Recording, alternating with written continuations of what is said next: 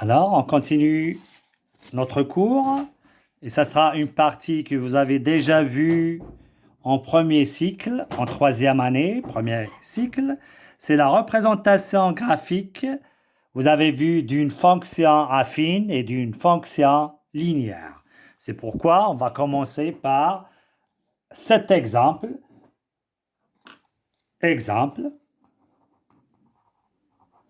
Hein? Vous avez dit que soit, donc f, une fonction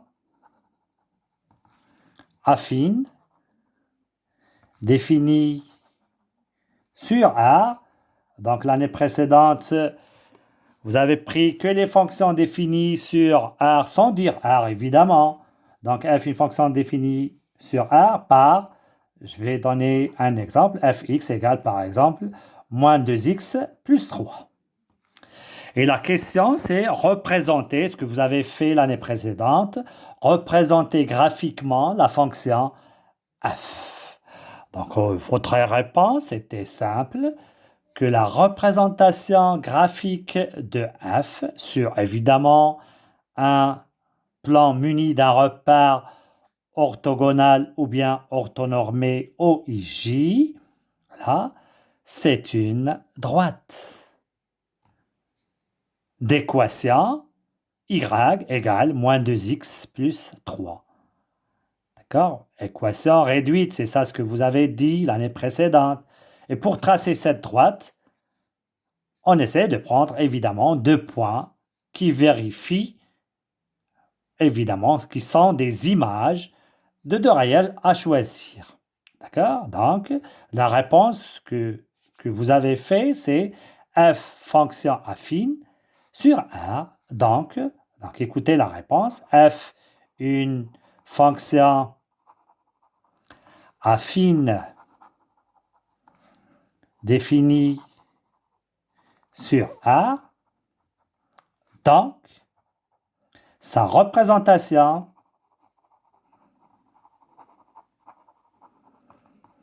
graphique ou bien sa courbe représentative, on va voir ça tout à l'heure, donc sa représentation graphique, delta, est la droite qui passe par A et B tel que. Alors, il faut définir ces deux points. Donc, pour ça, vous allez calculer par exemple deux points. On va prendre F0. F0 ici, c'est 3. Donc, le point A, c'est de coordonnées 0, 3. Deuxième, on va calculer f de 1 est égal à moins 2 fois 1, c'est moins 2 plus 3 égale 1. Donc, le point B, il est de coordonnées 1, 1. Et on trace la courbe.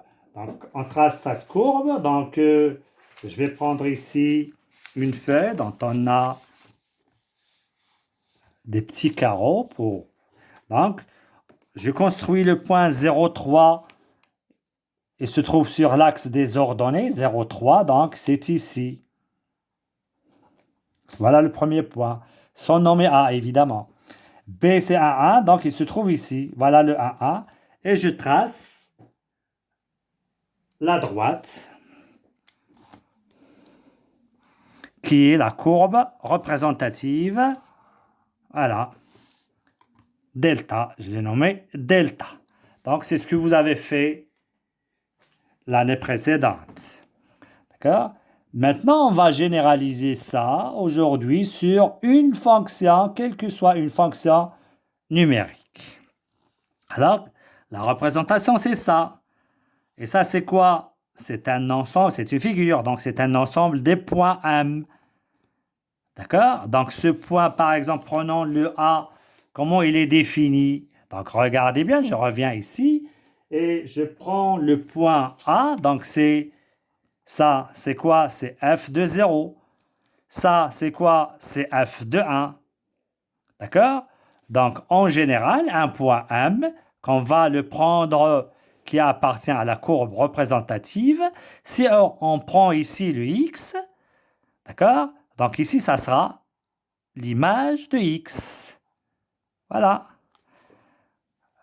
Un tel point que vous voulez le prendre pour tracer évidemment une courbe représentative.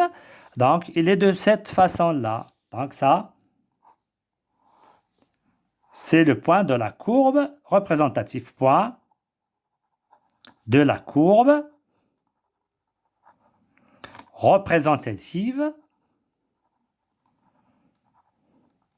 de f. Voilà, de la fonction f. Donc, il faut que ce réel, ou bien cette image, existe. D'accord? Et quand est-ce qu'il existe? Une fonction, ça veut dire x a une image. Et quand est-ce qu'x a une image? Ça veut dire ce x appartient au domaine de définition de la fonction. D'accord? Donc, x appartient au domaine de définition. C'est bien? Voilà. Donc, on prend que les nombres qui appartiennent au domaine de définition. Voyons la fonction affine. On a dit c'est un polynôme. D'accord? On est sur R. On a donné ici sur R. C'est très important puisqu'on va donner autre exemple où on va définir fx sur des intervalles. Donc, prenons cet exemple. On va donner la définition de la courbe représentative. Donc, définition.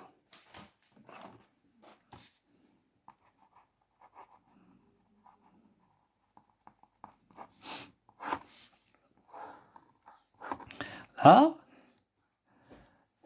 P, un plan muni d'un repère orthogonal. Hein? Soit f, une fonction numérique. J'ai déjà dit, on travaille que des fonctions numériques à variable réelle. À variable réelle, de domaine de définition, d de f. Voilà. Donc, on va parler de la représentation graphique ou bien la courbe représentative. C'est la même chose. La courbe représentative de f. Notez. Donc, cette courbe représentative, on la note comme ça, CF. Ou bien la représentation graphique, notez CF. Donc, on a dit, et on est dans la géométrie, et l'ensemble. C'est très simple. Des points M du plan et en ce qui concerne un plan muni d'un repère orthogonal, ces points sont définis par les coordonnées. Ça veut dire en général x, y, tel que. Alors, on a dit, regardez bien ce y là, c'est l'image de x. Y, c'est l'image telle que y égale fx. Et ce x-là, regardez bien, pour toute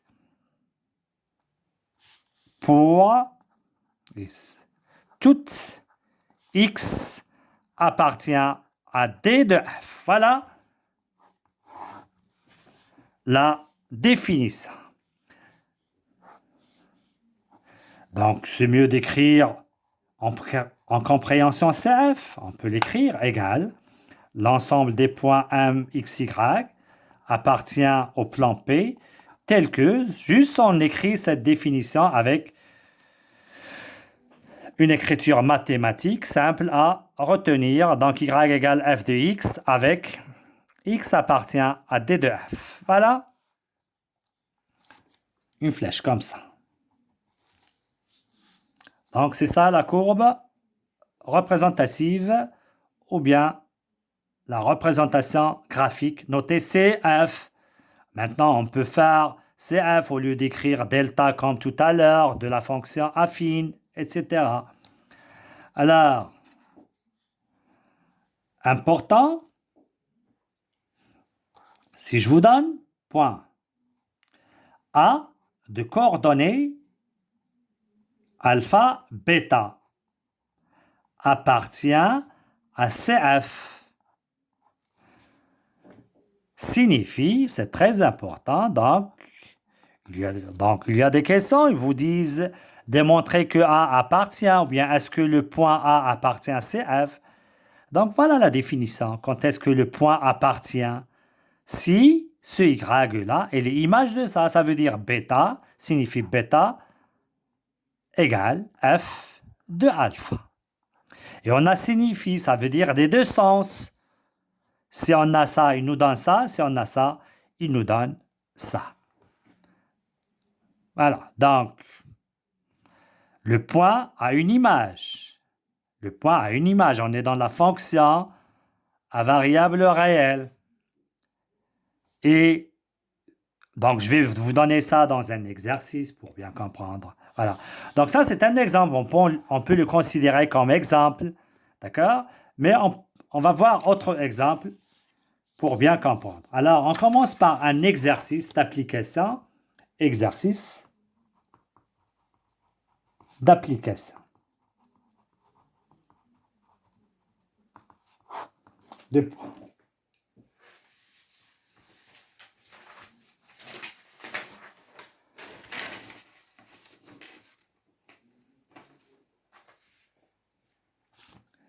Soit j'ai une fonction numérique à variable réelle définie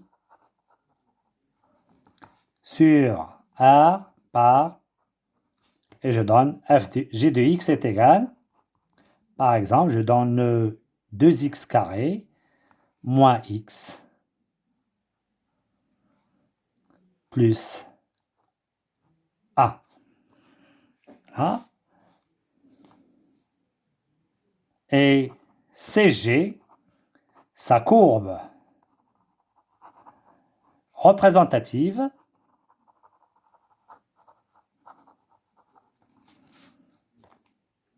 dans un repère orthogonal.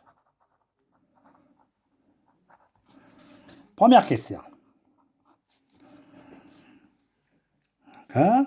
Est-ce que je donne le point A de coordonnées 2, par exemple, 7, appartient à CG. Voilà. Donc, essayez de réfléchir à ça. Donc, c'est très simple. Donc, on va essayer de calculer G de 2. On va voir est-ce que est égal à 7. C'est tout simple. Donc, c'est comme si on vous donne calculer l'image de 2. Alors, c'est 2 fois 4 moins 2 plus 1 est égal 8 moins 1 égale 7. Donc, le point A de coordonnées de 7 appartient à CG. Alors, deuxième question. Trouvez alpha tel que le point B de coordonnées moins 1 alpha appartient à CG. De même, c'est très simple. D'accord? Déterminer alpha tel que. D'accord? Alors, on parle de l'existence de ce alpha. Bien sûr, il existe. D'accord? Et il est unique puisque le moins 1 a une image. Il faut savoir ces choses qui sont très importantes pour comprendre votre leçon. Alors, ça veut dire, c'est quoi ça? Tu vas commencer par l'hypothèse qu'on a B de coordonnées moins 1 alpha appartient à CG, signifie. Et tu expliques ça. Voilà. Voilà notre cours. Voilà. Déjà donné. Donc, j'en vais écrire que l'image de moins 1, F moins 1, est égal à alpha. Eh bien, ça veut dire, on calcule l'image de signifie. Et je calcule alpha égale 2 fois moins 1 au carré, c'est fois a, moins a plus a est égal 2 plus 1 égale 4. Donc, alpha, c'est 4. Et donc, le point B, c'est moins 1, 4 appartient à CG. C'est bien?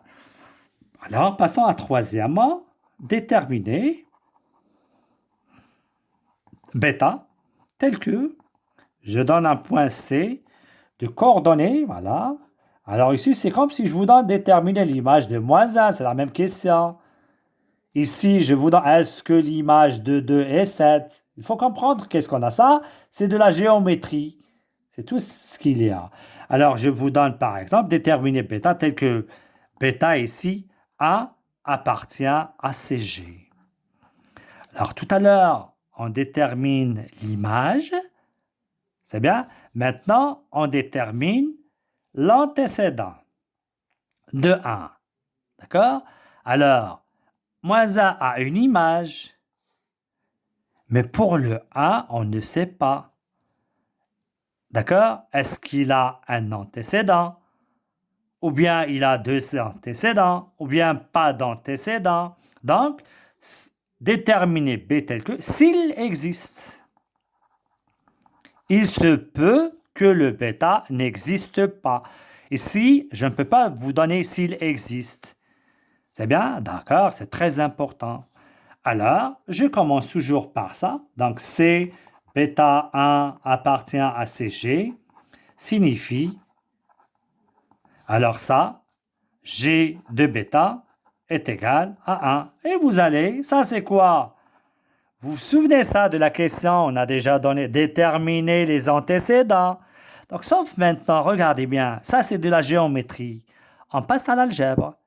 Et on a déjà donné ça lorsqu'on a défini la fonction. Là, on commence maintenant. C'est quoi G bêta? Vous remplacez ici G bêta. C'est bien? Donc, c'est 2 bêta au carré moins bêta plus 1 égale 1. Et vous allez résoudre cette équation avec inconnu bêta. D'accord? Donc, c'est 2 bêta, ça c'est... Donc, vous allez faire comme ça. Évidemment, c'est simple. Si vous avez ici, par exemple, 0, c'est une équation de deuxième degré. Équation de deuxième degré, vous avez 3 cas. Il se peut qu'il existe avec 2 solutions, ou bien une solution, ou bien pas de solution. Signifie, alors, bêta égale 0, ou 2 bêta moins 1 égale 0, ça veut dire bêta égale 1 demi. Et voilà, combien il existe d'antécédents, c'est 2. Donc, on a 2 points. Donc, C1 de coordonnées à la 0, 1 appartient à CG et C2 de coordonnées 1 demi, 1 appartient à CG. Voilà, c'est un exercice d'implication très simple. D'accord?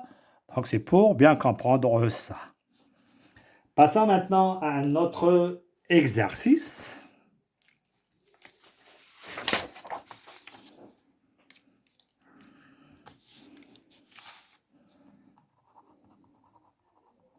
Exercice d'application. Donc, essayez de recopier ça dans votre cahier de cours numéro 2. Et ça, c'est l'exercice d'application numéro 1. Voilà. Alors, je vous donne soit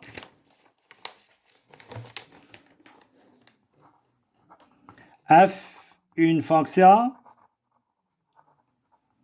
numérique à variable a définie sur R par la représentation, par sa représentation graphique suivante. Voilà. Et voilà, j'ai donné ce graphe-là. D'accord? Alors, on va passer maintenant à étudier le graphe, à comprendre le graphe. D'accord? Donc, j'ai tracé maintenant, regardez bien, cette représentation graphique. Voilà. Première question. Déterminer graphiquement l'image de 1. L'image de moins 1, de 2 et 3. Et on va passer à autre chose. Alors, regardez bien s'il vous plaît. Alors,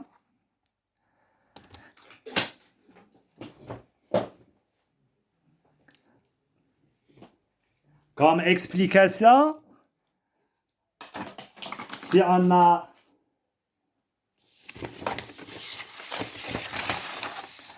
déjà vu un repas, et je vous donne construire le point A. Le point A de coordonnées 2, 3.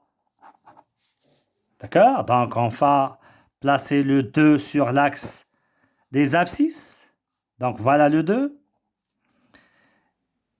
Et le 3, c'est sur l'axe des ordonnées. Ce point-là se trouve dans le premier quadrant. Donc, et vous tracez la perpendiculaire. On a déjà vu ça. Voilà. Et ça, c'est le point A de coordonnées de 3. Voilà. C'est comme ça qu'on fait. Sauf maintenant, donc ça, pour les points, ça c'est X et ça c'est Y. Donc regardez bien. Donc je reviens à notre axe. Donc ça, c'est l'axe des abscisses. On connaît ça. Ou bien axe des X. Voilà. Donc ça, c'est l'axe des Y. Axe des ordonnées.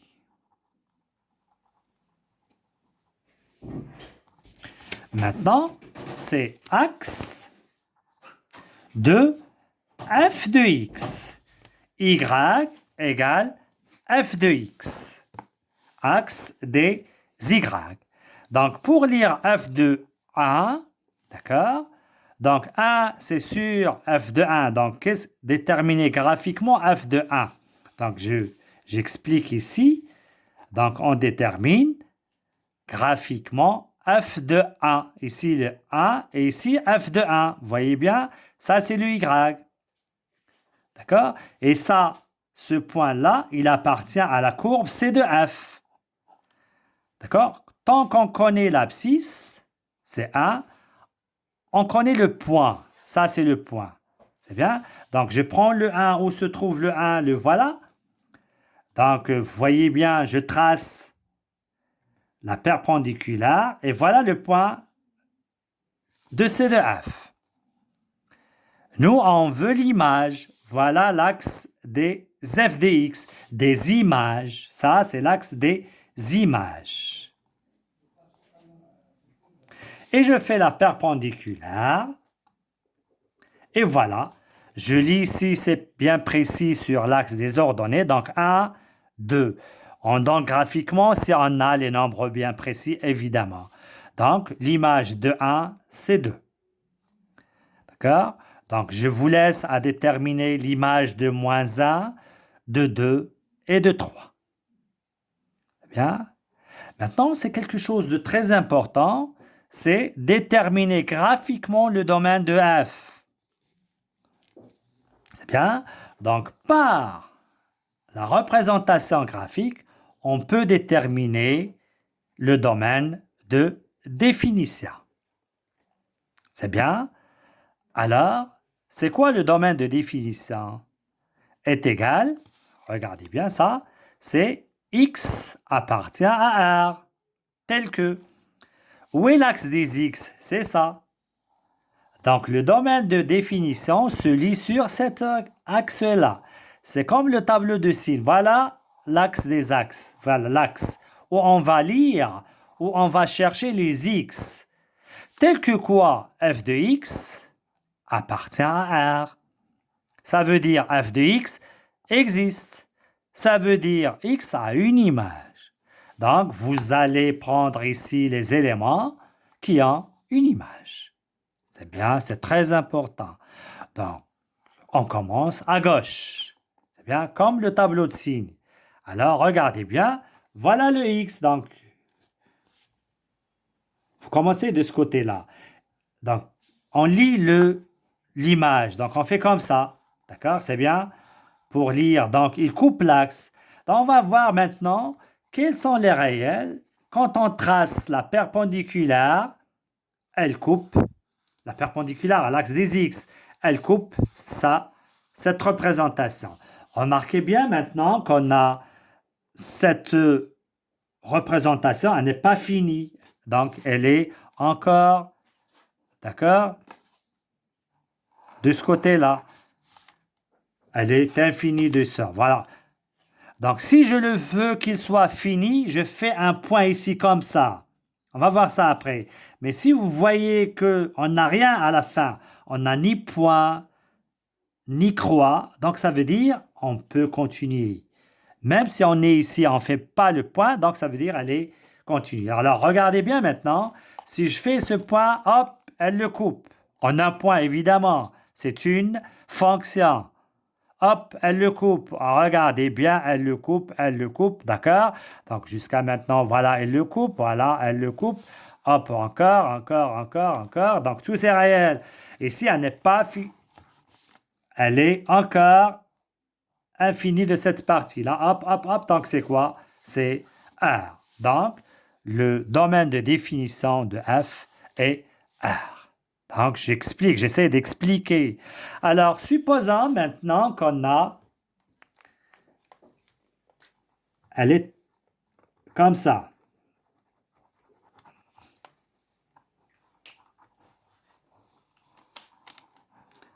Là, je fais comme ça. C'est bien. Donc, je peux vous donner cette représentation. Alors, je prends maintenant, toujours, je commence à gauche. D'accord? Le domaine de définition. Alors, regardez bien, pas quand on trace la perpendiculaire, pas d'intersection avec cette représentation. Donc, n'existe pas. Ce point n'a pas d'image. Ce point n'a pas d'image, etc. Jusqu'ici, hop, il a une image. D'accord? J'ai dit c'est une fonction, bien sûr, donc il a une image. Hop, ici, donc ce point-là, bien ce nombre-là, appartient au domaine de définition qui est évidemment, c'est moins 1. Et je continue, donc alors, hop, comme tout à l'heure. Donc c'est combien? C'est moins 1, donc pour ça, c'est moins 1 plus l'infini. Eh bien, comme je peux vous donner comme ça un 0, regardez bien, c'est très important. Un 0 comme ça, un petit 0. Ça veut dire que ce réel n'a pas d'image. Donc, si vous avez un croix ou bien je laisse sans le 0, c'est comme ça. 0, c'est comme ça, s'il vous plaît. Comme ça. C'est bien? Donc, si vous voyez ça, ça veut dire que ce réel n'a pas d'image. D'accord? Alors, je vais fixer maintenant ici. Autre exemple. Hop. Maintenant, ici, je n'ai pas donné un 0. Ça veut dire qu'il a une image. Alors, regardez bien, pas d'image, jusqu'ici. Le moins 1 n'a pas d'image. Hop, après, direct, on a une image. Hop. D'accord? Alors, jusqu'ici, ça, il a une image. Alors, j'ai dit, il faut lire l'ensemble de définitions sur cet axe. Le voilà. Donc, c'est quoi? C'est moins 1 et tout à l'heure, s'il vous plaît, quand on a le 0, donc j'ai dit le 0, donc c'est moins 1 plus l'infini ouvert, comme ça. D'accord? Pardon, si on a comme ça, donc c'est 1 fermé. Si vous avez le 0, c'est ouvert. Donc maintenant c'est moins 1 jusqu'à, donc 1, et ici c'est 2, et il est fermé. je répète, le domaine de définition, donc il faut le lire sur l'axe des X. J'ai expliqué ici. Tel que quand vous tracez la perpendiculaire, elle coupe la représentation graphique. Voilà. Là, je continue. Est-ce que vous avez bien compris? Essayez de bien savoir les choses graphiquement et analytiquement, bien algébriquement. C'est très simple. Ça, on vous donne une représentation et vous déterminez le domaine de définition. Je vais vous donner des exercices, évidemment, sur votre cahier. Et de même, on peut vous donner, déterminer les antécédents d'un nombre. Donc ça, c'est l'axe des antécédents des nombres et vous cherchez l'antécédent. Donc vous allez faire la même chose. Vous allez le prendre ici, la perpendiculaire, l'intersection et vous déterminez l'image. Sauf pour les antécédents, on a dit soit il n'a pas d'antécédent, soit un antécédent ou bien plusieurs antécédents, ce qu'il faut chercher dans le graphe. Voilà. Alors, je peux vous donner une relation, soit le graphe d'une relation.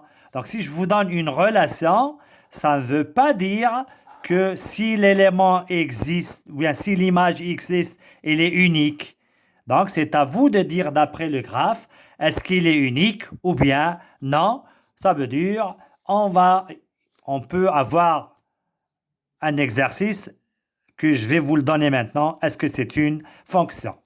Donc, j'ai terminé la séance d'aujourd'hui. Je peux vous donner des exercices à faire. Pour la séance prochaine, on va faire la correction. Et s'il vous plaît, essayez de le faire correctement. Merci.